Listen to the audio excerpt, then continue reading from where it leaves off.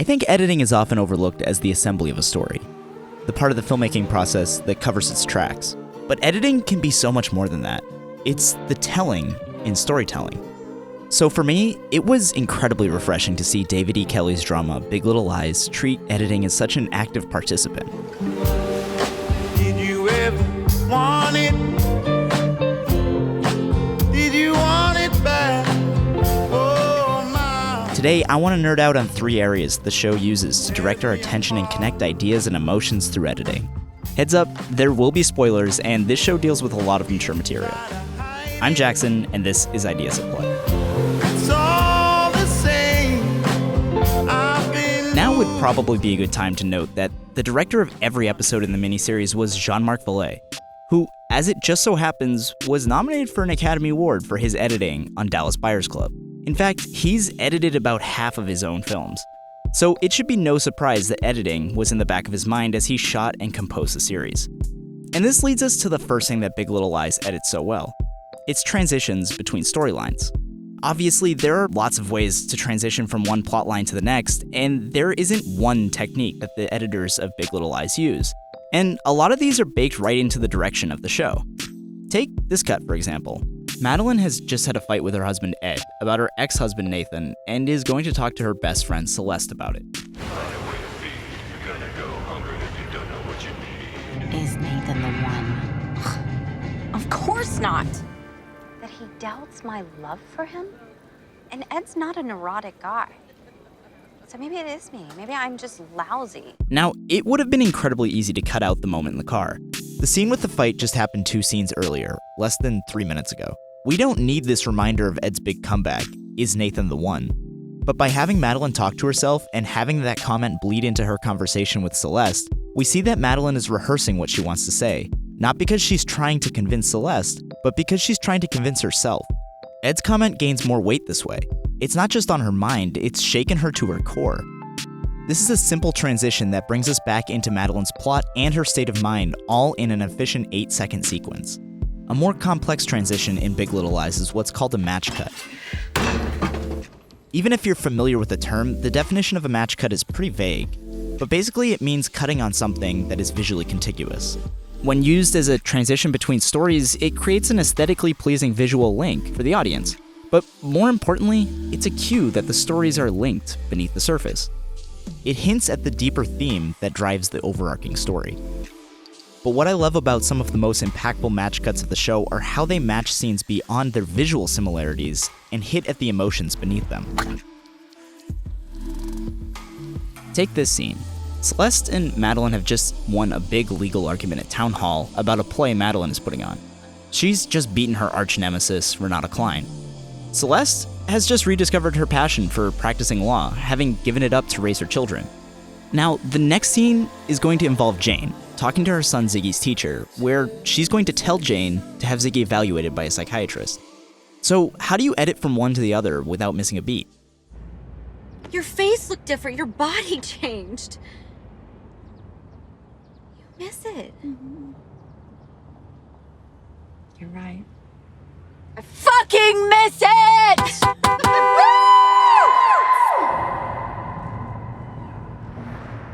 Thank you for agreeing to meet me. I would have asked you to come to the school, but it's kind of a fishbowl there.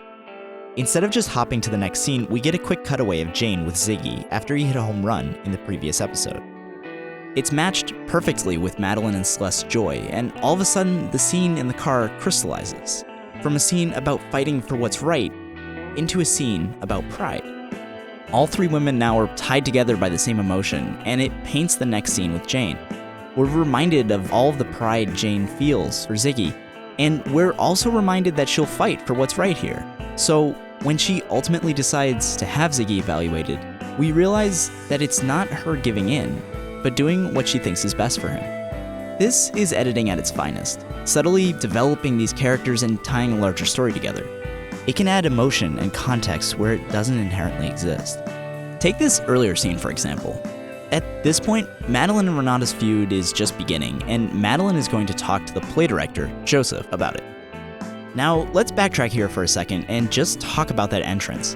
We don't open with the conversation Madeline's having, we open with a series of obstacles that she overcomes while we hear the discussion taking place. We're shown an approximation for her determination before she says just that. I just get... You know how I get. Okay, fast forward a minute and she's come up with a plan to mess with Renata. She tears down her obstacles, opting for a more confrontational approach. Now we see the object of her confrontation and she voices her anger and frustration. But again, we need to go from this scene to the next, which is about Jane. So we cut again on emotion.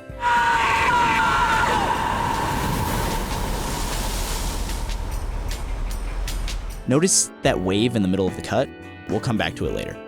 At this point, we don't know that Jane is dealing with the trauma of having been sexually assaulted, but we do understand the rawness of this emotion, and we explore this anger as the scene progresses.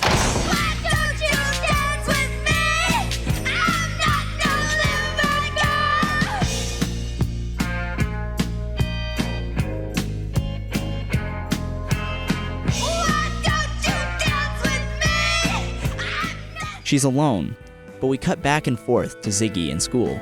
He's been falsely accused of bullying, and he's trying to move on and fix this problem, not unlike his mother, dealing with her emotions at home. You could say that Ziggy's problems are what's bothering Jane, but something feels off about that. It looks like a grenade went off inside her head. And then, we see this. The escalation of emotions as we transition from Madeline to Renata to Jane to Ziggy back to Jane is a singular force moving the narrative forward, even as the scenes change, and we're made acutely aware of it as we keep getting these transitions rooted visually in emotion. As the show gets more and more into the trauma that drives it, its editing shines light on the nature of dealing with the stress that comes with it. And that brings us to the second area of editing that I want to talk about, the way Big Little Lies represents memory. Memories are treated as fragments, not fully formed flashbacks, that are more associative than anything else. And that mimics the effects trauma has on the memories of its victims. Often, a survivor's brain will direct attention away from the assault and onto trivial details. Shoe, the window shade, or nearby Legos. The rest is recalled in piecemeal, and that's exactly how memories are retold through the show's editing. Jane's retelling of her assault to Madeline is the most definitive example, and in it, she's just as much a bystander as the audience. Celeste's abuse takes a similar tack to each scene, including no more than a couple seconds of actual violence before being interrupted. These scenes are also largely silent, and all of these techniques work together to show that Jane and Celeste are trying to dissociate from them and place them firmly in their past. Memories are full of emotion at heart, and editing them this way places us firmly within a character's psyche. When Celeste looks back at the assault she suffered earlier in an episode, and as she realizes how truly messed up it was, the editors use a reverse angle to visually represent her altered perspective. Later, when we see her covering up her bruises, we're shown the same action happening in her car and her bathroom at the same time. This subtle way of referencing the violence of her abuse allows us to feel its impact without reliving it over and over again. And this cutting back and forth creates a visual pattern that mirrors the pattern of violence that Celeste is experiencing. And all of this reinforces the idea that even as she tries to ignore and dissociate from her situation, it still affects her life over and over again. Although it's not the same kind of trauma at all, Madeline's retelling of her hookup with Joseph similarly hides the truth from herself, only to have it dragged out of her later. Oh my God. I know, out of nowhere. I'm still shaking. 1 minute we're talking, and then the next. What's this tongue in my throat? This is assault. He assaulted you. I might have kissed him back. What? It was like a reflex. You know, somebody kisses you, you kiss them back. And we see it again when she's reminded of her infidelity at opening night of the play. This non-linear editing brings us closer to the characters as we experience their memories the same way that they do. Jane even goes so far as to place revisions in her memories of what she wishes she could have or would have done. And that brings us to the final editing area I want to talk about, how Big Little Lies edits symbols.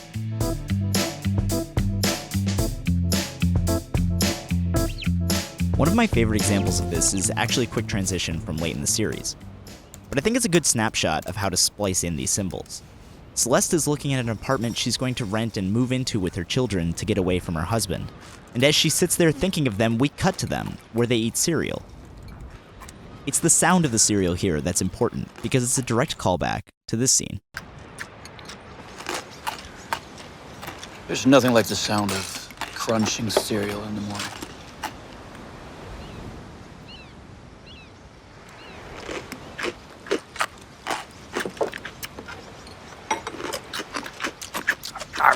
And then it's used to transition to Nathan's family. The cereal, and specifically the sound of it, is a symbol of family. Not only of Celeste's children, but of their relationship with their father, which is going to be permanently changed by her actions. And to drive this point home, we're transitioned to another father who's struggling with raising his teenage daughter.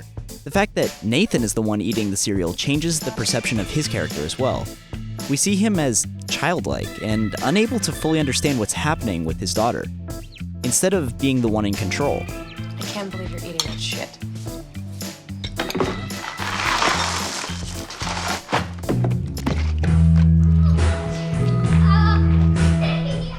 As for the most important symbol in the show, it's gotta be the ocean. See, I told you we were gonna come back to it.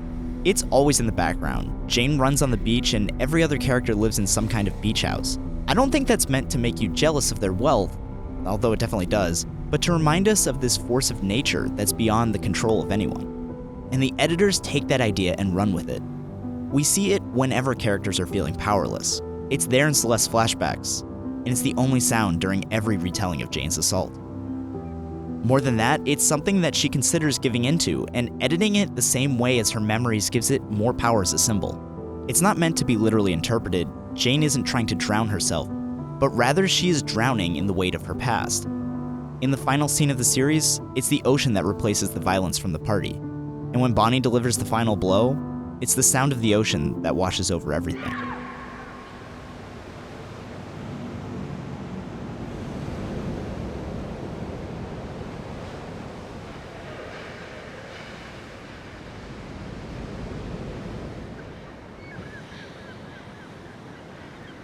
Now they've reclaimed this symbol, and together they look out across the ocean, feeling slightly more in control. But none of this has the same effect without the legwork throughout the show of inserting the ocean and burying it in our subconscious. And that's the beauty of what editing in a television show can be. There's so much time available that ideas can be worked on subtly throughout hours and hours of story, and then cashed in at the right moment. Thank you so much for watching. Please share and subscribe. I want to thank my Patreon sponsors and invite you to check it out. Patreon is a way to help me create more videos by donating and supporting my work. I love making these videos, and the best way for me to make more is to get support there. One of the rewards is a monthly newsletter which includes everything I watch throughout the month and has a lot of stuff I probably won't ever get a chance to make a video about. So if you're interested, please check it out over here. Thanks again, and I'll see you next time.